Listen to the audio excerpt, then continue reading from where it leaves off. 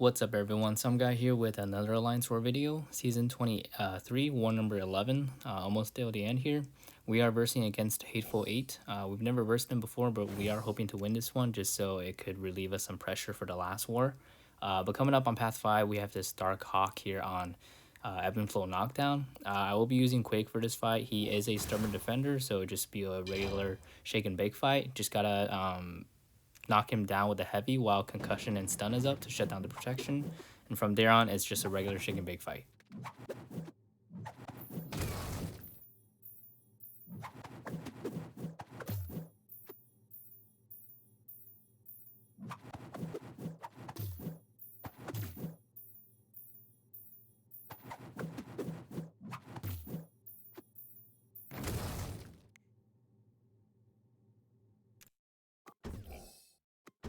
Moving on to the next fight here, we have this Hit Monkey here on Ebb and Flow Knockdown and Heavy Hitter. Common placement for him, but Nick Fury does a very good job of this fight just because of the bleed damage that he takes. Hit Monkey is not a very beefy champion. He doesn't have a huge health pool. Plus, Nick Fury's SP1 does inflict Disorient debuff on him, and it also counts as a knockdown. So while the Disorient debuff, sometimes it also shuts down the protection node. So that's what I'm trying to do here, and it's successfully shut down the knockdown node. So from here on, I don't want to knock him down again. I don't want to use a special 1 or 2 or use my heavy, just because if I knock him down again, I'll trigger my passive fury, and when my passive fury ends, the protection will come back. So I just want to keep him here, bait out SP1s, and then just punish from there.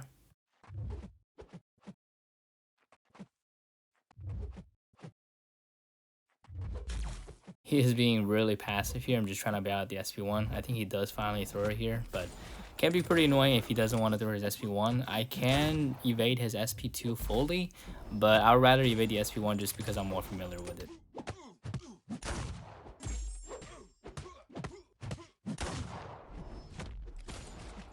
I do decide to throw my SP2 here after I finish my combo just because I think it's going to kill him, and it does because he's got a pretty small health pool, and Nick Fury hits pretty hard towards the end, towards Assassins. But moving on to the next fight here, we have this Ebony Maw on Steady Build-Up Fury, or Steady Fury Build-Up, I forget. Steady Build-Up Fury, and a Heavy Hitter and Power Alternator. I will be using Quake again. He is a stubborn defender. I just have to make sure to watch out for the parries, because I think his medium attacks, you cannot parry them. But he's got a fairly he's got a fairly low physical resistance, so he goes down fairly quickly. Just got to parry right before the aftershock to shut off protection, or shut off indestructible and do any damage, and he goes down very quickly. Moving on to the second section here, we have this Joint 5 Punisher 2099 on Footloose and Kinetic Transference. He is not a stubborn defender, or also Force of Will. He's not a stubborn defender, so it will be just a very easy quick and shake fight.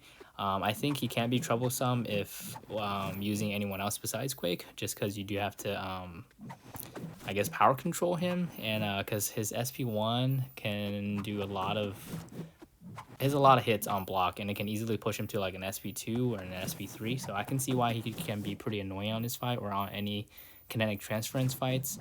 But because he's not a stubborn defender, I can just fully Quake him and with no problem. Moving on to the next fight here, we have this Thor Ragnarok on Ebb and Flow Intercept and Sadist. He used to be pretty common on Ebb and Flow Intercept just because he has a percentage chance of auto blocking you and triggering parry. However, Nick Fury does not. I think he's stun immune to auto block stuns or auto block parries. I forget the exact description, but he's a pretty good counter to most auto block champs.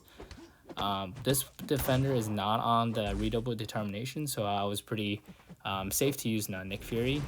Plus, he's a stubborn defender and a stubborn attacker for Nick Fury, so I can build up some destructible charges. Main objective here is just to watch out for his power gain charges on Thor. I just want to be able to throw my SP1 when it gets close to the 20 hits. Luckily, Nick Fury's SP1 does have a lot of hits, so it gives me some leeway rooms for any mistakes.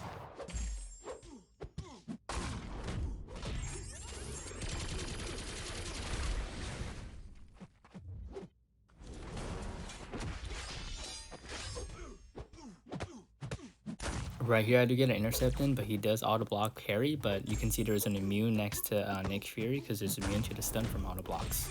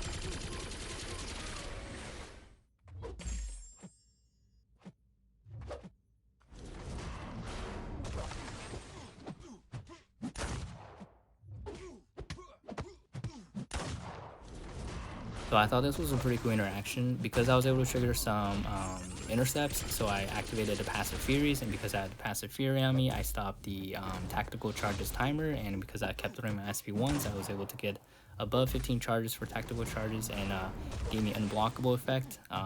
Very cool interaction. Totally meant to do that.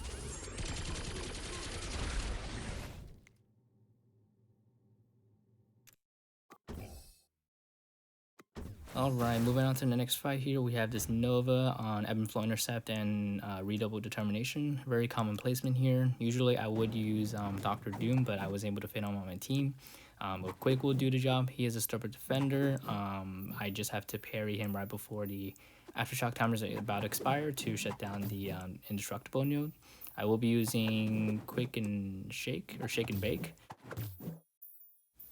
This Nova is also a 5-star, so I wasn't too worried about Quake timing out. Plus, I was pretty heavily boosted.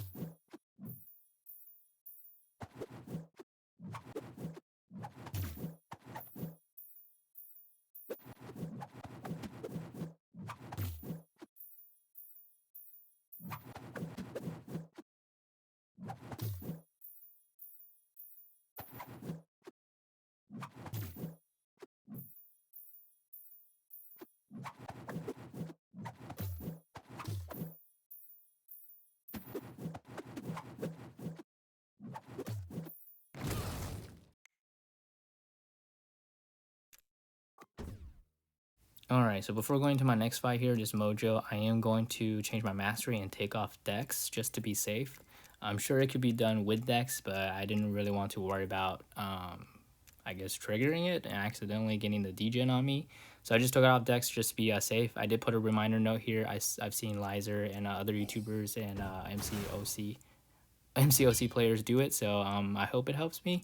I don't know if I usually look at the bottom, but anything could help, right? But I boosted up here for this Mojo. I don't have Dex on, so the plan is not to get cornered. If I do get cornered, I'm hopefully having special in the banks to get me out of it, because I won't be able to evade his heavy counters in the corners. But the plan here is try and get an intercept, which I do from the very beginning, so I was able to do some damage. I'm trying not to trigger Olive for as less prompts as I could, blocking all of his SP1 except for the very last hit. And as you can see, this fight goes down very quickly. Even after the protection comes up, he's pretty much almost dead by here. And very safe fight for rank 3 Torch with the pre-fight ability. I think Flame On was on, yeah. But going to this fight, I totally forgot to turn Dex back on, even though it's written right at the bottom. I guess I was kind of just rushing it, and I was probably pretty happy about the Mojo fight, how it went down so fast. I was like, all right, let's get to the next one. It was at this point that I realized, oh, I don't have Dex on. So I have to keep in mind not to Dex his SP1s. But looking back, I do have the Nick Fury and Quake evade charges. I think if I think it could have worked. Like I could have just not do anything and then let the auto evade charges do its job. But I didn't want to risk it. I wasn't thinking about that at this point. At this point, I'm just like, okay, I'm just trying to get through this fight without dying, without triggering Dex, without pushing him to an SP3. Even though his SP3 doesn't hit that hard, but he is on a mini boss, so I don't want to take any damage. So I do block the SP1s here. Plus, it gives me some smolders to work with, so I think it'll be okay. I probably shouldn't have thrown my SP2 since it does stun him and he does go into power game mode. But as long as Mordo's in a corner, it's pretty workable. You just have to, he gets backed up in the corner, you can easily easily heavy him. He didn't want to throw his SP2 here, so I had to push him there, very close to push him to an SP3, but probably would have lived from it anyway. But that's mainly the fight. I'm trying to remember to block his SP1s because I'm so used to dexing them. Luckily, I was able to do a good job of remembering to block his SP1s. So after this fight, I quickly went back to my masteries and turned back Dex just in case I forget. It's pretty scary, to be honest. But our teammate and officer here, Paulie Yu, is going to take that Korg, and he's also going to help me. He brought the White Mag pre-fight and synergy to help me on this Mr. Fantastic mini-boss. Because it does have Limber, and the brute force damage could be a lot after he becomes like stun immune from the Limber. So I'm just going to use Nick Fury here. Very simple fight. I do want to build up to an SP1 or an SP2. I'm just testing out the passive stun here from White Mag's pre-fight, just make sure it's working correctly, because I believe when it first came out it was kind of bugged, so I just want to make sure it's sticking on to him. But I do like to push him to SP2s, but looking back I probably shouldn't, just because the SP2 kind of takes a long time. Like his animation takes a while to finish. His SP1's a lot faster. So right here I do get some the brute force degen on me, but I'm not super worried about it. He's pretty much almost at halfway. I throw an SP2, he should be down pretty quickly. I do have to keep in mind that the SP2 stun is affected by Limber, so I have to keep an eye and make sure I'm not going in with enough time to punish him. As you can see, the SP2 animation is pretty long, so the degen does kick in from brute force sometimes with the SP2s. Right there, I thought I was able to get an intercept, but he didn't intercept, and he actually threw an SP1 right in my face. But I'm still in my first life, and I have the adrenaline regen. I wasn't too worried about it. For the most part, it went pretty smoothly, in my opinion. But fairly clean war for me. I didn't use any items, didn't die once. I did get an MVP spot. We did end up winning this war. This does only push us up to one spot up, just mainly because it's still tier 2 times 7 multiplier. So we're hoping to end the last war with a win, just so we can hopefully get into tier 1, so we can start the next season in tier 1 with good points. But thanks for watching, and I'll see you on the next one.